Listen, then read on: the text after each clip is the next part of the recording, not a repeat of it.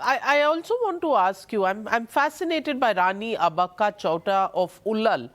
She fought the Portuguese. You speak about Bhuta Aradhane rituals in coastal Karnataka that are meant to be a homage to her.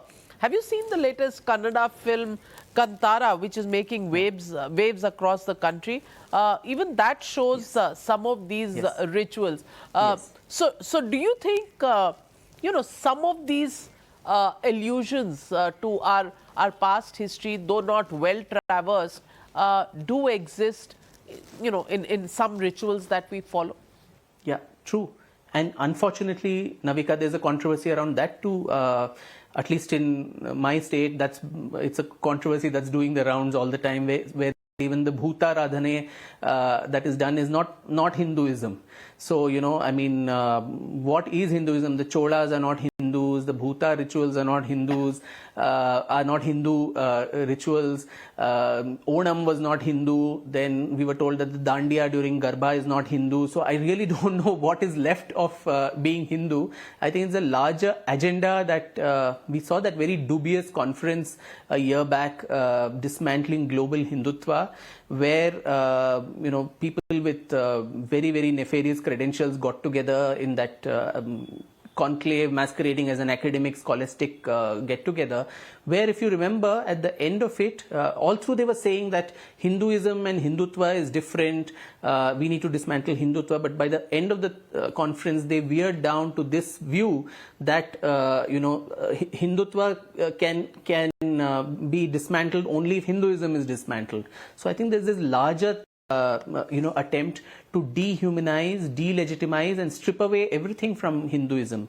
Like I mentioned earlier, the Sanatan Dharma has been extremely, embracive, whether it's animism, shamanic rituals, the Vedic, forms, the tantric, forms, which are completely at tangent with how the Vedic rituals are followed.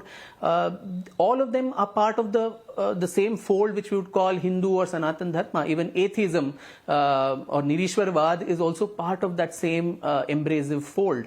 So to strip away parts of it and say this is not Hindu, that is not Hindu, then what exactly is the core which is left behind to call as Hindu? So I think this is a very, very calculated kind of a misinformation campaign that's going on globally to belittle Hinduism and, as I said, delegitimize it. So the Bhuta Aradhane rituals also fall under that same thing. I mean, along with ancestor worship, it's so characters of the past like Rani Abakka, as I mentioned in the book, is invoked by the practitioners very, very regularly.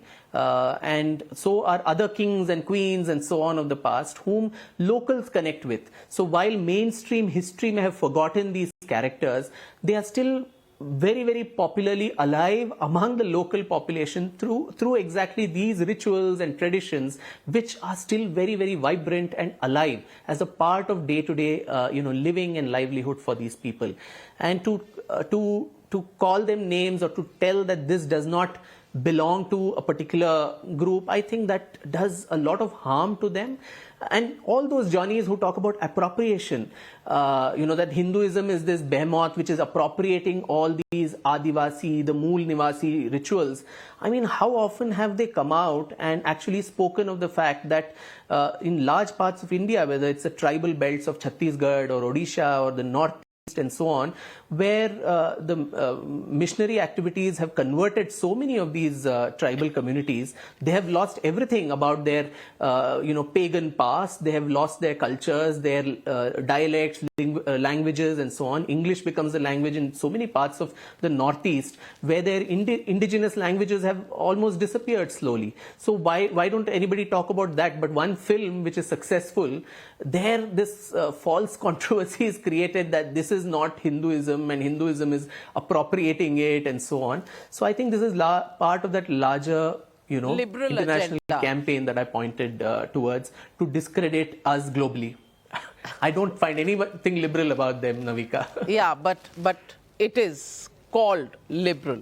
But let me also compliment you when you bring up the stories of Lachit Barphukan of Assam, who defeated the armies of Aurangzeb, including the Battle of Sarai Ghat in the 17th century. not much is known about this. In fact, nothing is known कि औरंगजेब को भी किसी ने हराया था, वो भी आसाम में. And then you talk about Kashmir, where the Chinese were defeated by Lalitaditya Muktapida of Kashmir, who built the Martand temple.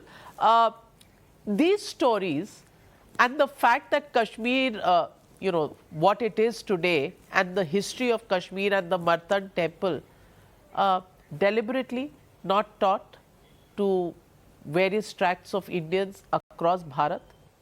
True, true. I mean, Lalitaditya was called a world conqueror. Of course, Kalhana in his Rajatarangini went on a hyperbole and also painted this large picture that, you know, Lalitaditya had almost conquered the whole of India, which may have been a little bit of an overkill and a stretch of imagination.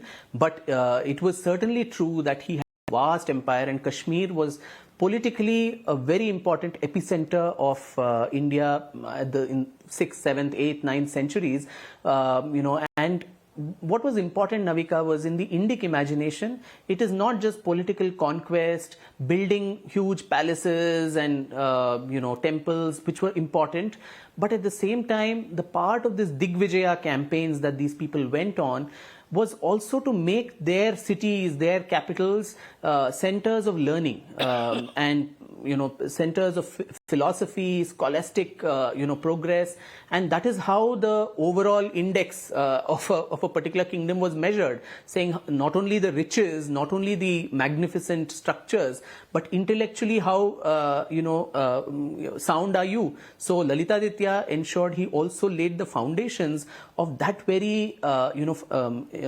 philosophical and spiritual importance for Kashmir in our nation's imagination, which we seldom know or talk about. I mean, everywhere he went and conquered, someone in Yashovarman of Kanauj, he would bring back the scholars who were in those places, Vakpati and Bhavabhuti and Atri Gupta and so many others. And Atri Gupta was the grandfather of Abhinav Gupta, who laid the foundations of the Kashmir Shaivism school.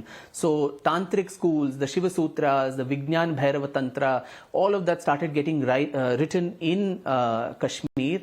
Ayurveda specialists, whether it was Charvak or Sushruta and others, they were also given shelter there, and it became a major center of that also. Jyotisha or astrology, astronomy, all of these also were, you know, important elements of the Kashmir way of life. And no doubt, when Adi Shankara established his Sarvagnya Peeth, all-knowing Peeth, it was in Kashmir and dedicated to goddess Sharda, and the script there too was called Sharda.